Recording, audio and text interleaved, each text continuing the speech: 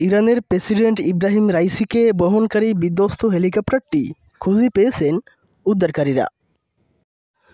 সোমবার ২০ মে কাতার ভিত্তিক সংবাদ মাধ্যম আল জাজিরা এ তথ্য জানিয়েছে। ইরানের রেড ক্রিসেন্ট জানিয়েছে, হেলিকপ্টারে থাকা আরোহীদের জীবিত থাকার কোনো চিহ্ন তারা পায়নি।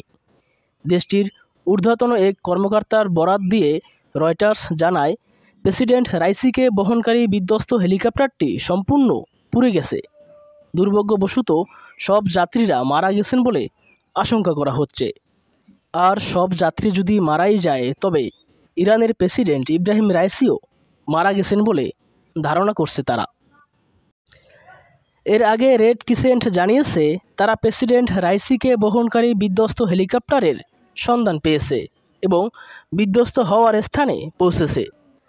আজারবাইজানের সীমান্তবর্তী এলাকায় একটি অনুষ্ঠান থেকে ফেরার সময় রোববার ১৯ মে ইব্রাহিম রাইসিকে বহনকারী হেলিকপ্টার অবতরণের সময় বিধ্বস্ত হয়।